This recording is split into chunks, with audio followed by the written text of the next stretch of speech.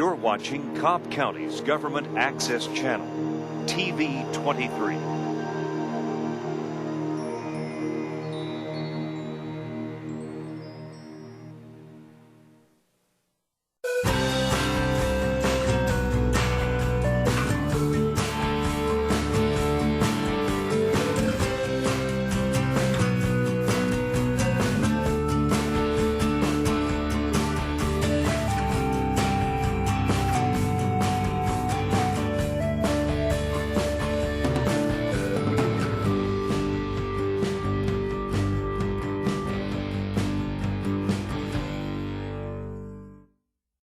Hi, I'm Julia Hubrick from the Cobb County Public Library System, and you're watching The Library Show. It's a monthly show bringing you stories from all around the county related to the library. And with me today is our first guest, Ms. Jo Lahmon from the South Cobb Regional Library. Welcome to the show. Thank you, Julia. It's good to be here.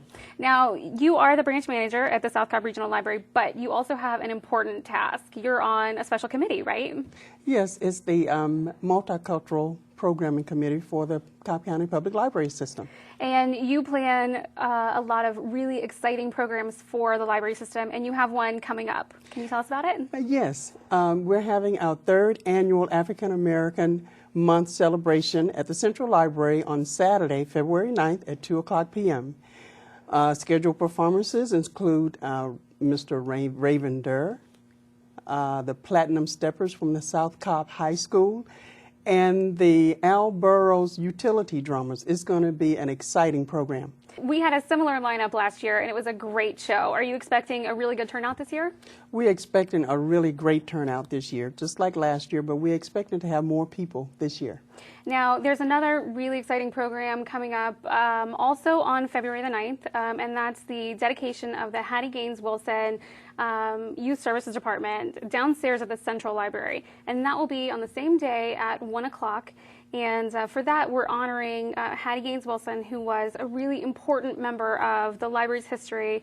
She was an important member of the community as well. And so people can go to that dedication at 1 o'clock and then head upstairs at 2 o'clock. Is that right? You're exactly right. We hope that people will attend the dedication downstairs at 1 o'clock and then head upstairs for the performances at 2 o'clock. That's going to be an exciting day, February 9th, 2 o'clock p.m.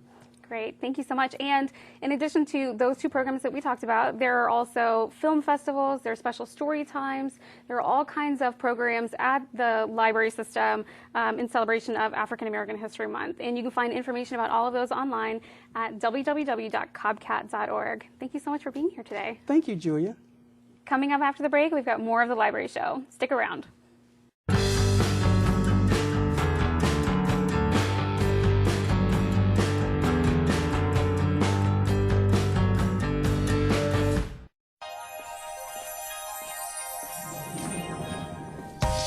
Say with me, imagine what you'd see if every child had a book to read. 'Cause every kid across the nation deserves a book to read, and we can make it happen right now. No, I don't know what you've been told, but kids with books learn so much more. So the mission is for us to get a book to each and every child. So let's join hands, book people unite, unearth hidden passion. To motivate some magic, to change the writing on the wall, writing on the wall, and make a difference. One look can inspire a child. One look can be the first thing that helps to change a life. Read to a child today and spark a lifetime of ambition. Welcome back to The Library Show. I'm Tom Brooks. Cherry Gipson has been involved in the field of alternative education for 2 decades. She has been principal of the Cobb and Paulding County's Adult Education Center since 2009. Ms. Gipson was principal of Cobb County's Alternative School from 2000 to 2008. She's a past president of the Georgia Association of Alternative Education. She currently serves as vice president of the Cobb Literacy Council and other community roles. Ms. Gipson is a leader in helping Cobb's educational attainment level increase and individuals reach their educational goals. Welcome to the Library Show. Thank you, Tom. First, please tell us what the center does, and Okay. in particular, its role with the GED. Okay. Let me just say I'm really pleased to be here, pleased for the opportunity to talk about the center. What we do is we assist in preparing students for careers and to enter post-secondary institutions. We have basic skills classes as well as more advanced classes at the center. We also have English as a second language classes to assist in English or language proficiency. And we work with various businesses and agencies also in preparing employees when asked in giving them basic skill competencies. So we are extremely busy. We are open 5 days a week. We have classes which are extremely flexible for our students or potential students. We are open from Monday through Friday. Classes, however, Monday through Thursday. And what I mean by flexible, what we have morning classes which are offered 9 to 12, afternoon classes 1 to 4, and evening classes 6 to 9, and that's Monday through Thursday. We also have computer courses in order to assist our students in becoming more computer proficient. So we are extremely busy. Our staff is continuously assisting students in various areas. And so the flexibility affords our students, as I stated, potential students, if they would like to register and attend classes there at the center or in our satellite, at our satellite site, and that is Paulding County. So there's a diverse program menu. Extremely so, extremely so. Our students, when they enter our program, they are pre-tested to see exactly where they are in relationship to their abilities, competencies, if you will. And then they are placed according to their test results in classes. And they are offered or instruction based on their abilities, but also they're offered instruction in order to get them, if you will, to the next level. So, we offer various levels based on the abilities of our students. The Cobb County Public Library System is dedicated to helping all residents of Cobb County achieve their educational attainment goals. And test takers are encouraged to visit the library for test prep resources, books, test prep software, online classes, and more. Ms. Gipson, thank you for joining us. Thank you.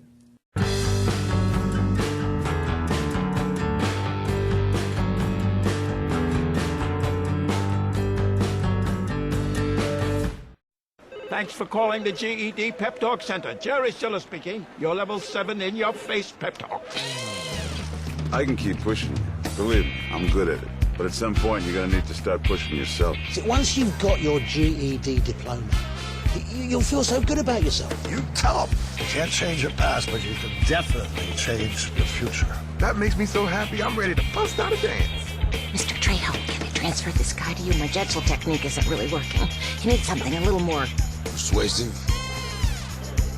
Yes. You listen, and you listen good. Hey, where's my sandwich? Terry? Terry! Take it from me, the King DMC. It's a real cool thing to get your GED. Get that diploma! Now hold on and we'll find you free GED classes. Capiche? Whatever motivation you need, we've got a pep talk for you. Get your GED pep talk and find free classes at yourged.org. Welcome back to the show. I'm Shannon. And I'm Beth. It's February, and you know what that means. Valentine's Day. So we wanted to share some books about love and some books that we just love with you. And better yet, these books aren't just for Valentine's Day. They're for all year long. I brought a book about learning to love who you are, even if you're different. It's called Spork by Keo McClear and illustrated by Isabel Arsenault. Spork is sad because he doesn't belong, since he's not quite a fork and he's not quite a spoon. He tries to be more fork-like and he tries to be more spoon-like, but it just doesn't work. But just when Spork is feeling his loneliest, something wonderful happens, and he realizes it's okay to love who you are, even if you're different. It's not only okay to look different, but it's okay to have lots of different feelings. In Michael Hall's My Heart is Like a Zoo, a menagerie of colorful animals use similes to demonstrate all sorts of moods and emotions. Sure, anyone can say they're just happy, but have you ever been as happy as a herd of hippos drinking apple juice? Each animal is constructed from heart shapes, so it's fun to see how many hidden hearts you can spot. Maybe you could even draw or cut your own heart shapes and create your own heart-filled world. This book is called Plant a Kiss by Amy Cross Rosenthal, illustrated by Peter Reynolds. In Plant a Kiss, a little girl decides to plant a kiss in the ground. That's right, she plants a kiss like you would plant a flower. And guess what? Her kiss grows. And when it blooms, she decides to share it with the world. I like to think of a kiss as a flower that you could share with someone special. My second book has lots of someone specials. It's a nonfiction book called Friends, True Stories of Extraordinary Animal Friendships, and it was written by Catherine Timish. Inside, you'll find photographs of real animals who found friendship in unexpected places and with unexpected creatures. This book shows that it's okay to have friends who look different from you, or might not even be the same species, but that love and friendship are what's important. Plus, the photographs are absolutely adorable. We hope you've loved the books we shared with you today.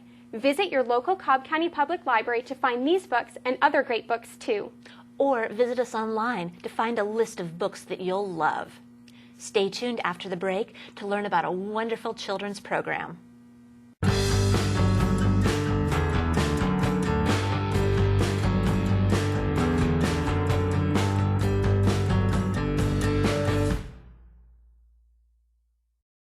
Welcome back. I'm Tara Klodnicki, and all over the country, parents are signing up their kids to read aloud.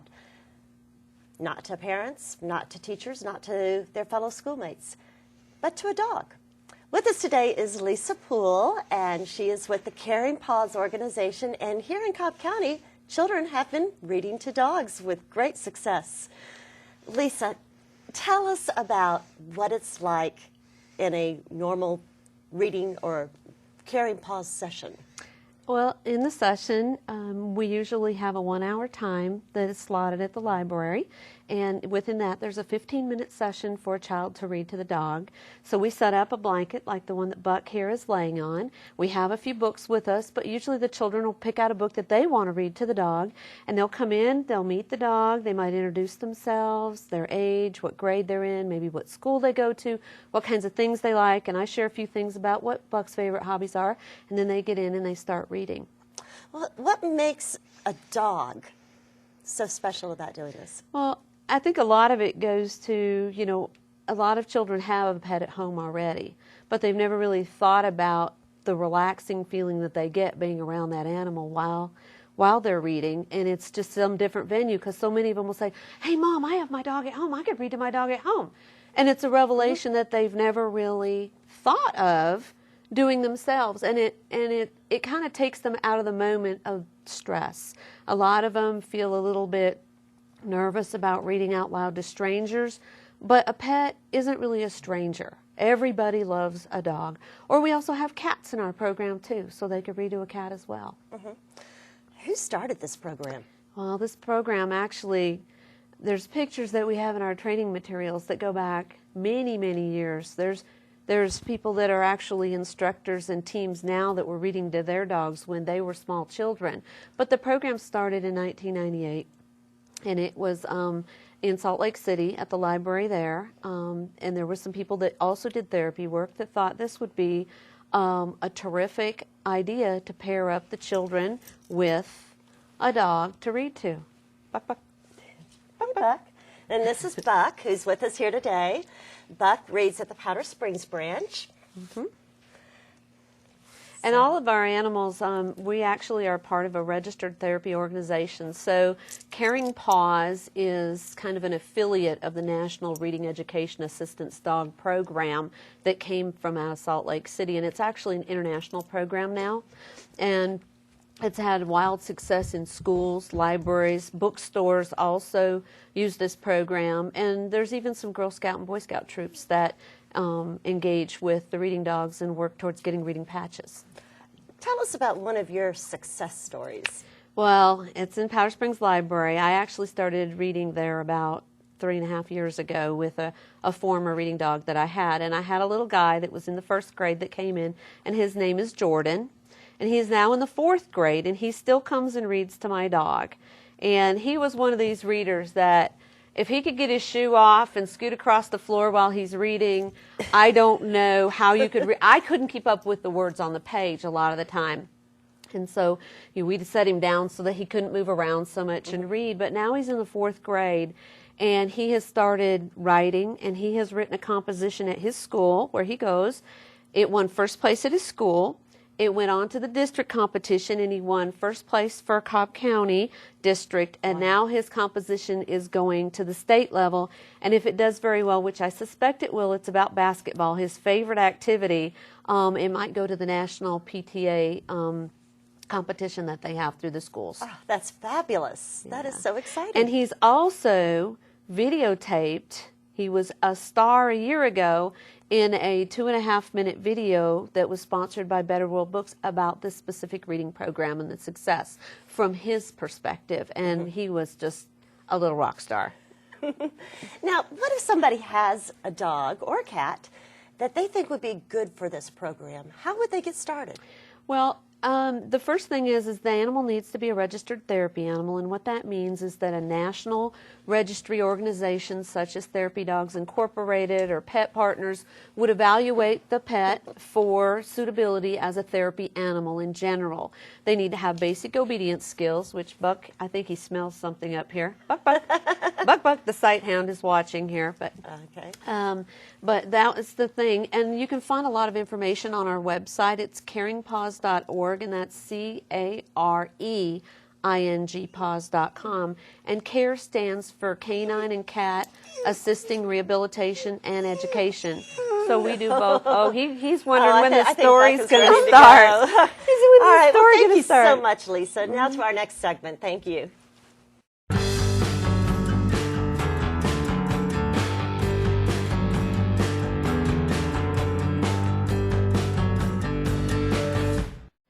Shelters are the best places to find a new pet. What a perfectly beautiful little lady. That's where you'll discover healthy, loyal, and loving animals. Cute little rascal. Eager to become a part of your family. A person is the best thing to happen to a shelter pet. Oh, ladies first. Be that person. Adopt. This is living. Hey, kid. To find out more, visit theshelterpetproject.org. Welcome back. I'm Cindy Holmberg at the Central Branch in downtown Marietta, and I'm with Dick Nagy from the Georgia Room. Welcome, Dick. Thank you, Cindy. I'm glad to be here. Thank you. Tell us a little bit about the Georgia Room. The Georgia Room is our history room. People come in to do genealogy. It's kind of a little bit like the jewel of the Central Library because it's well known throughout, and we'll touch on that later. So, where is it located, and what are the times that it's available where people can come in and visit? We're located at the Central Library on Roswell Street, just east of the square, downtown Marietta, right across from the Marietta National Cemetery. We're open during the normal operating hours of the library, so anytime it's open, we're open. Would people need an appointment to come in and do some genealogy research? No, we're not an appointment by appointment organization. When the library's open, we're there. We're fully staffed all the time. So people just drop in whenever they do and do their research. Oh, wow. So what are some of the reasons that folks come in and visit the Georgia Room?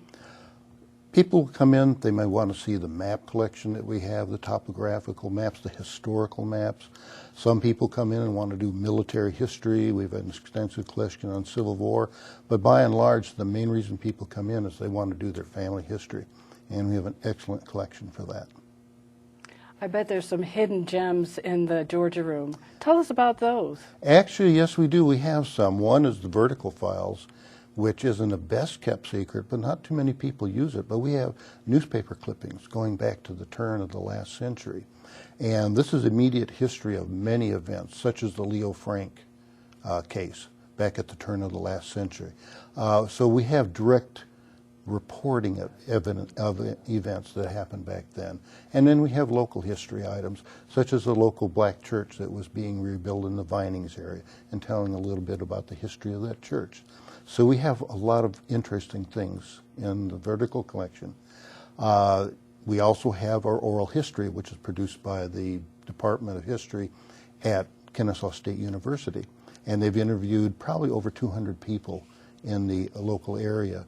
And what they have developed is a good collection for that. And under the auspices of the NAACP, we also have a significant segment of African American oral histories, including the late Hugh Grogan and the late Winston Strickland, and our own councilman, Anthony Coleman.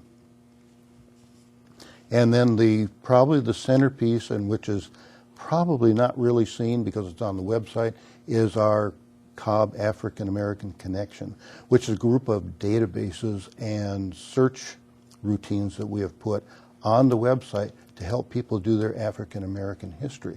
And they can go back and look at sites such as the Freedmen's Bank records, and they can go back and look at the American slave narratives, and they can look at Voyages, which is a website where people, through oral history in their family, if they know a point of debarkation and a ship, they can go back and trace where their ancestors may have originated in Africa, and then go into that area and probably identify the group that they came from, if that's not passed through oral history.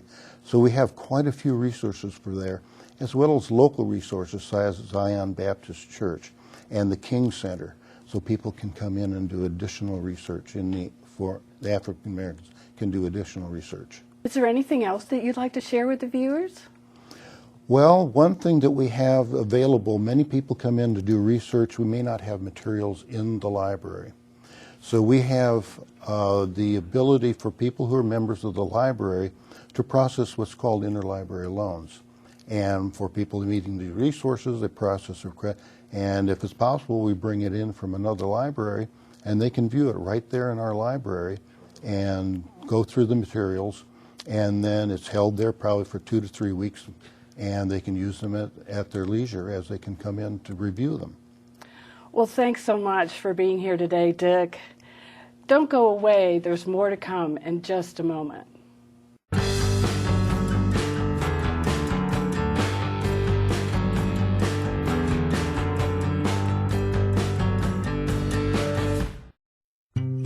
NFC, AFC, offensive linemen, defensive tackles, quarterbacks, and cornerbacks are all working with United Way for a million little reasons.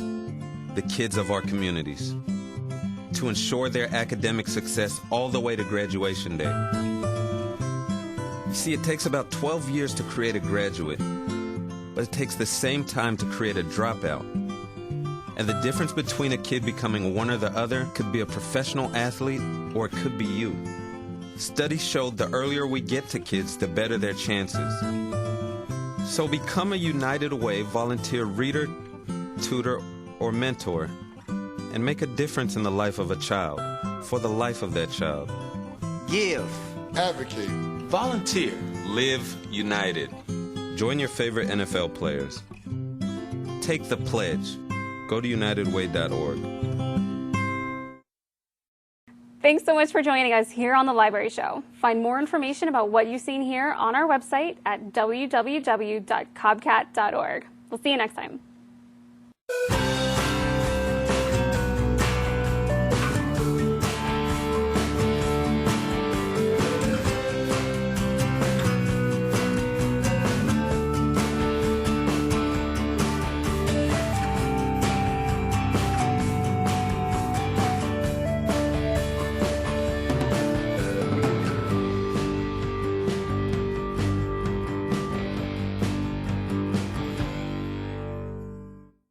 Each year, our children are put at risk by drivers who ignore bus stop arms and warning lights. In Cobb County alone, more than 1,000 drivers ignore them every day. The Cobb Police Department and Cobb schools have partnered with Operation Stop Arm to educate drivers about the new law to save lives. Tragically, a young child was killed at a bus stop by a passing car in 2009. While we were being interviewed by the news crew, a driver ran through the stop arm of the bus. We had just installed new stop arm cameras on some of our buses and were able to hand the photo over to law enforcement. And now, with the new law, hopefully we will reduce violations of the stop arm law and have additional evidence to cite violators. Drivers who pass a school bus with a stop arm activated can receive up to a $1,000 fine from the court and get 6 points tacked onto their driver's history. It is a serious offense. So next time you're in a hurry and you're tempted to pass a stopped school bus,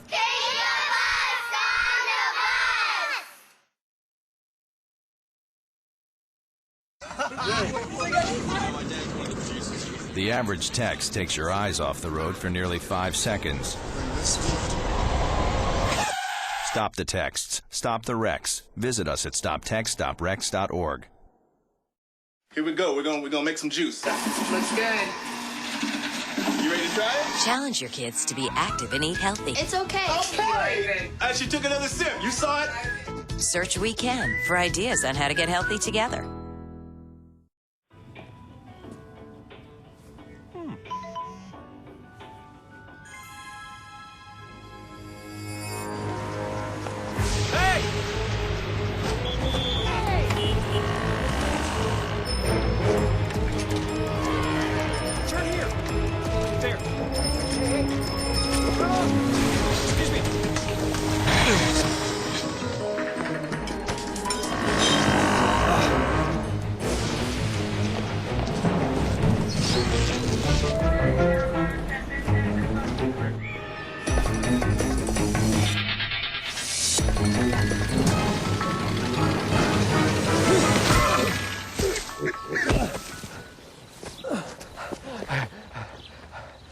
So, same time next week? Well, of course. Put away a few bucks, feel like $1 million. For free tips to help you save, go to Feed the Pig. Did you know kids who play outdoors have healthier lungs? Totally. I did. Did you know that boys that play with dolls make better husbands? My son has lots of dolls. But did you know terry cloth diapers breathe better? I did. Mm-hmm. It's totally true. Oh, yeah. Did you know that strollers have the right of way on a sidewalk? Yes. Yep, I did. Did you guys Did you know that kids who eat breakfast have higher GPAs? Yeah, I know. Yeah. That's actually what I was going to say. Did you know babies should never touch silver? It's really bad for them. I knew that. Did you guys know that statistically friendly kids have more friends? Mm-hmm. Yeah. That's obvious. Did you know most people think they're using the right car seat for their kid, but they're not?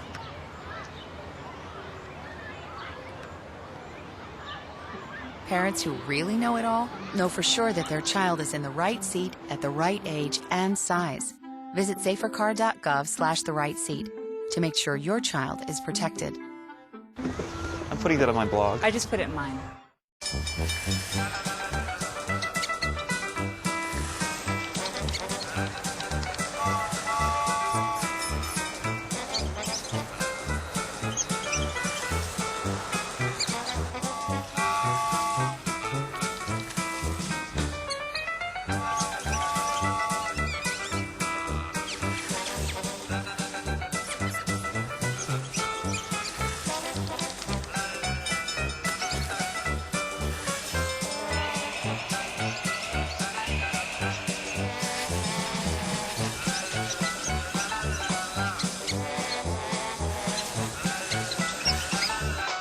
Spend 15 minutes watching online videos like this one. Brushing for 2 minutes now can save your child from severe tooth pain later. 2 minutes, twice a day. They have the time.